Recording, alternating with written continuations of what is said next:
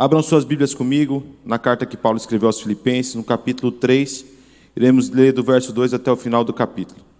Enquanto você abre, eu quero que durante esses 20 minutos, você esqueça discipulado a partir da perspectiva do ID e encare o discipulado a partir da visão e do mergulho que o filho pródigo deu em si. Entenda agora o seu chamado para ser discípulo de Cristo. Nós vimos com muita profundidade, o pastor Eliabe já aplicou, onde nós encaramos esse paradigma de, ao mesmo tempo, sermos feitores de discípulo e discípulos de Cristo. Nós precisamos entender que nós somos chamados, independente se você tem 5, 10, 3 anos de crente, 3 dias de crente, todos nós somos chamados por Deus para sermos discípulos dele, independente da sua posição eclesiástica, independente do seu alcance intelectual, dos canudos que você tem, independente de todas as coisas. Durante toda a sua vida, você vai ser discípulo de Cristo. E nós iremos ver o desafio da imitação. Um desafio enorme, urgente, de imitarmos a Cristo em todas as coisas que nós fazemos. Paulo diz assim, a partir do verso 12, não que eu já tenha obtido tudo isso, ou que já tenha me tornado perfeito, até agora ainda não aprendi tudo quanto devia, mas continuo trabalhando para aquele dia, quando finalmente eu serei tudo aquilo para que o Cristo que me salvou quer que eu seja. Não, caros irmãos, não sou ainda tudo quanto deveria ser, porém estou concentrando todas as minhas energias para insistir nessa única coisa, esquecendo o passado e aguardando esperançoso aquilo que está à frente. Esforço-me para chegar ao fim da corrida e receber o prêmio para o qual Deus nos tem chamado do céu, em Jesus Cristo. Todos nós somos maduros e devemos ver as coisas dessa forma. E se discordamos em alguns pontos, eu confio que Deus manifestará isso a vocês. Se obedecermos plenamente a verdade que já alcançamos, caros irmãos, sejam os meus imitadores e observem quem eu estou vivendo e como de acordo estou vivendo a partir do meu exemplo. Porque eu já lhes disse antes e muitas vezes, e agora eu digo novamente com lágrimas nos olhos, há muitos que vivem como inimigos da cruz de Cristo. O futuro deles é a perdição eterna, pois seu Deus é o apetite ou o estômago em algumas versões. Eles têm orgulho daquilo que deveriam envergonhá-los, e tudo em que pensam nessa vida aqui na terra. Mas a nossa pátria está no céu, com o nosso Salvador, o Senhor Jesus Cristo. E nós estamos aguardando esperançosos a sua volta. Quando Ele voltar, tomará esses nossos corpos mortais e o mudará em corpos gloriosos, semelhantes ao dele, usando o mesmo grandioso poder que Ele usara para conquistar todas as outras coisas em todas as partes. Entender o desafio da imitação é entender a complexidade da vida cristã.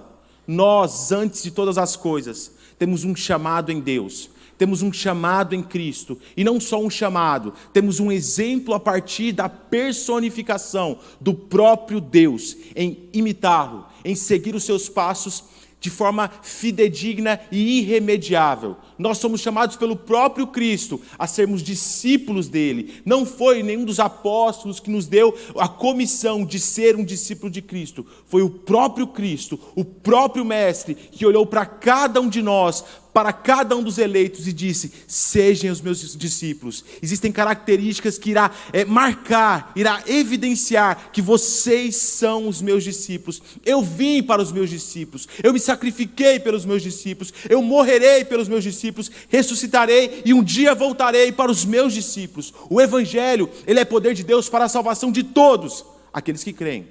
O Evangelho não é poder para a salvação, o Evangelho não é poder para todas as pessoas, o Evangelho só é poder para os que creem, para os que são discípulos e entenderam a dinâmica de seguir Cristo em todas as coisas. Discípulo não é um termo caro ao cristianismo. Não é no cristianismo que nós temos inaugurado a vocação ao discipulado. Como o pastor Jason disse aqui ontem, você tem várias formas de discipulado em diferentes religiões. Você tem várias formas de discipulado em diferentes cultos, mas todos eles têm uma diferença que nós vimos aqui. De igual modo, nós temos várias passagens durante a história da humanidade, onde nós vemos a relação entre mestre e discípulo, algumas delas muito anteriores a Cristo, algumas delas extremamente anticristãs, mas nós vimos a relação presente entre discípulo e mestre. Nós não podemos olhar para a filosofia, para o pensamento moderno, tanto clássico quanto moderno, sem deixar de mencionar a dinâmica do discipulado de Sócrates, Platão, Aristóteles e, por fim, em Alexandre o Grande. É impossível nós olharmos para o pensamento moderno e ignorar todos os outros grandes pensadores que tiveram discípulos: Epicuro, Pitágoras, Confúcio, Imhotep. Diversos tiveram seus discípulos, mas Cristo, o discipulado de Cristo, o chamado de Cristo a sermos discípulos, destoa de todos esses em uma única coisa. Todos os outros discípulos, eles tinham em sua relação, em seu compartilhamento, a possibilidade do discípulo adaptar a visão do seu mestre. Se nós observarmos, Aristóteles em pouco se encontra com o pensamento de Platão. De igual modo, Alexandre o Grande, ele descolou muito durante o fim da sua vida do pensamento do seu mestre Aristóteles. Mas Cristo não abre aos seus discípulos a possibilidade de seguir um caminho próprio. Uma das características principais e divisor de água na relação entre discipulado cristão é que Cristo não abre mão de que nós, para sermos chamados discípulos dele, sigamos em tudo o que ele fez. Não existe a possibilidade de um discipulado cristão sem abrir mão de determinadas coisas. Não existe a possibilidade de um discipulado cristão sem uma mudança de caráter genuína. Não existe a possibilidade de um discipulado cristão sem a cruz, sem tomarmos a nossa cruz, sem morrermos para nós mesmos. O discipulado cristão, ele é inaugural com a minha morte. No momento da minha morte, no momento do assassinato do meu velho homem, ali nasce um discípulo. Antes disso, não existe discipulado. Antes disso, eu sou só mais um simpatizante. Um sermão que me cativa muito. O sermão de John Wesley, Quase Cristãos. Onde ele fala sobre o rei Agripa, o discurso de Paulo ali junto ao rei. Ele fala, argumenta, e no fim o rei olha para Paulo e disse: você quase me convenceu. Você quase me convenceu. Eu quase me tornei um cristão. Infelizmente, muitos ainda se põem na posição do rei Agripa, de serem quase cristãos, quase discípulos. O quase é o nada. O quase é o inferno. O quase é a condenação total. O quase não existe. O discipulado cristão é em todas as coisas, a totalidade do nosso ser, em corpo, alma e espírito, em vocação, em chamamento, em intenções, no nosso coração, na nossa alma, na nossa vocação, no nosso relacionamento. Todas as coisas são imersas, tomadas, banhadas pelo discipulado cristão. E infelizmente, muitos vivem uma vida plástica. Um cristianismo envernizado. E é muito fácil, é muito simples viver um cristianismo envernizado. Hoje, enquanto almoçávamos, eu, o pastor Marcos e a Dani, minha esposa, a gente passou uma experiência muito cara. A gente estava almoçando e as pessoas estavam servindo ali. Uma pessoa chegou, uma garçonete chegou: vocês são crente? Aí eu olhei para ele, né? Falei, eu pastor em Goiânia, sou pastor aqui em Blumenau. Ela, legal. Saiu. De repente chegou um outro garçom, escutando a nossa conversa. Vocês são crente? Falou, somos. Pois é, percebi pelo que vocês estavam conversando. Essas pessoas não sabiam a nossa vida. Eles não tinham ideia do nosso testemunho. Eles concluíram que nós éramos discípulos de Cristo, seguidores de Cristo, cristãos, a partir do que nós falamos. E isso é a graça de Deus, que mesmo em meio a todas as coisas, salva as pessoas a partir desses testemunhos pequenos. Mas para nós, de forma individual, nós não podemos limitar o nosso relacionamento ao discipulado em passagens pequenas. Nós não podemos limitar o nosso relacionamento com Deus em passagens invernizadas, em quase cristianismo. Isso não pode inflar o nosso ego, não pode deixar com que nós achamos que somente isso é cristianismo. Cristianismo é muito além disso. Cristianismo, ele é um testemunho, antes de todas as coisas, pessoal, para mim. A minha alma precisa ser convencida de que eu sou um discípulo de Cristo. Eu não preciso só convencer as pessoas, mas eu preciso convencer a mim mesmo, independente do meu estágio de desenvolvimento. E Paulo, no texto que foi lido, nos mostra exatamente isso. Paulo, ele estava tratando sobre temas diversos, para uma igreja que o mantinha, uma igreja muito cara, que enviou alguém para cuidar dele de forma direta, pessoal. Mas Paulo chega e diz: eu ainda preciso aperfeiçoar. Uma das passagens mais clássicas da filosofia é a citação de Sócrates sobre o portal de Delfos. O portal de Delfos tem escrito: conheça-te a ti mesmo. E eu vi esses dias para trás um coach usando essa frase para motivar as pessoas em um mergulho, uma introspecção, conhecer o seu próprio eu, conhecer quem ele é, o seu potencial. E ele é tão ignorante que ele não entende que essa passagem é uma passagem de humilhação. Todos que chegavam no templo de Delfos se deparavam com aquela abóbada enorme, olhava para cima e aquela frase lhe apresentava: conheça quem você é, saiba o seu lugar. Um cristão, ele precisa saber antes de tudo o seu lugar. Ele precisa olhar para si, antes de querer convencer os outros e convencer a sua alma do seu lugar. Mesmo as suas fraquezas, ele precisa saber o lugar de regeneração. Mesmo em meio às suas debilidades, ele precisa saber aonde ele pode alcançar a sustentação. Mas ele precisa, antes de tudo, conhecer a si mesmo. Quantas pessoas vivem um cristianismo fraco, pálido, porque não se conhecem, não sabem quem são. Vem à igreja, tem funções da igreja, dá paz ao Senhor, conversa com todo mundo, tem 30 anos de crente, mas ainda morre de medo de ir para o inferno, porque não sabe que é discípulo de Cristo ainda. Não é um imitador de Cristo ainda convicto. Não abraçou a fé na totalidade e morreu. Ele ainda está vivo. É só você ver nessas caixinhas de Instagram, quando algum pastor abre lá. O pastor Lediel faz muito isso, né, pastor? Ele abre lá a caixinha de Instagram para pergunta, 90% das perguntas: pastor, isso é pecado? Pastor, aquilo é pecado? Pastor, tal coisa é pecado? Ele precisa de alguém para chancelar a sua maldita dúvida. Alguém para embasar a sua quase morte, o seu quase discipulado, o seu quase cristianismo. Ele fica cocheando em dois pensamentos. Nós somos chamados a sermos discípulos em todas as coisas. Ao ponto de que, se nós temos dificuldade, dúvida de que alguma coisa não é pecado, a gente simplesmente não faz. A gente não fica negociando, cogitando, barganhando. É uma tentação que conduz ao inferno. Antes de nos chamar ao discipulado, Paulo olha para si. E no meio, ele faz o ponto principal dessa perícope: sejam os meus imitadores.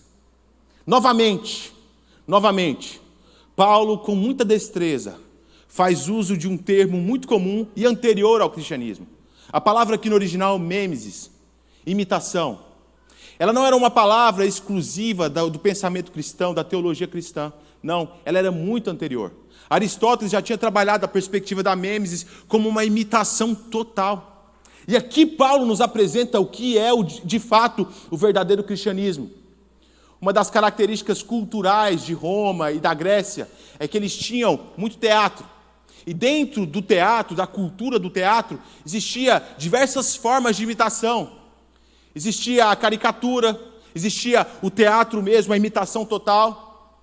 Muitos cristãos se acham imitadores de Cristo, mas não passam de caricaturas debochadas de um Cristo coach, de um Cristo que te abraça, que te afaga.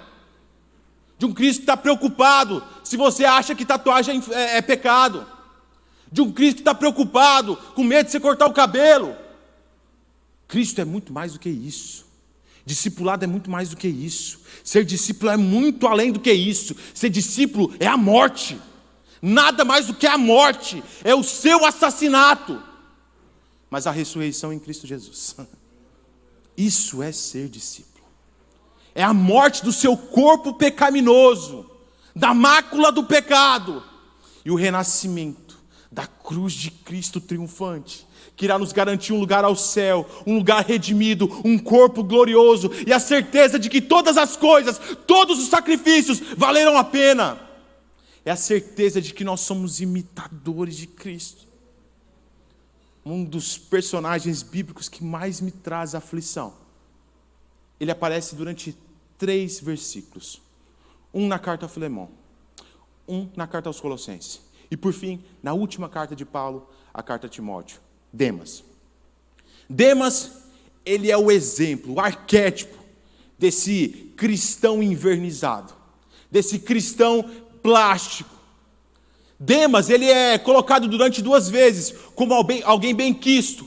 Paulo apresenta ele a Filemão, porque provavelmente ele era da cidade de Colosso. Filemão era da cidade de Colosso. Demas, te manda um abraço.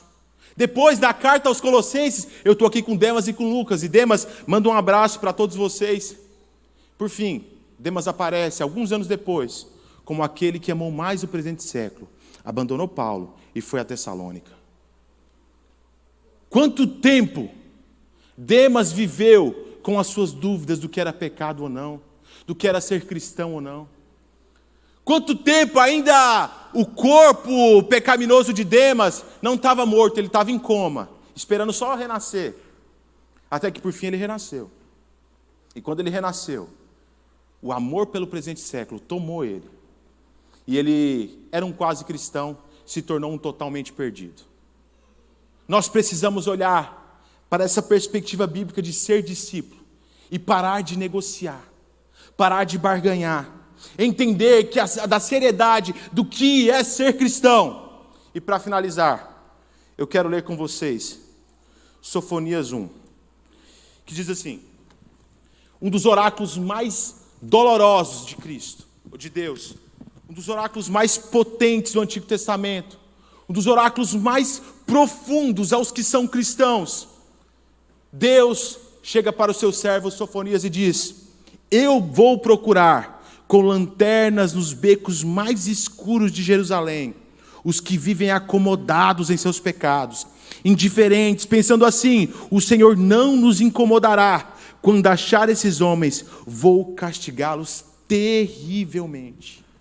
Deus se apresenta como alguém que vai descer à terra com uma lanterna, escancarando todos os becos escuros da nossa vida.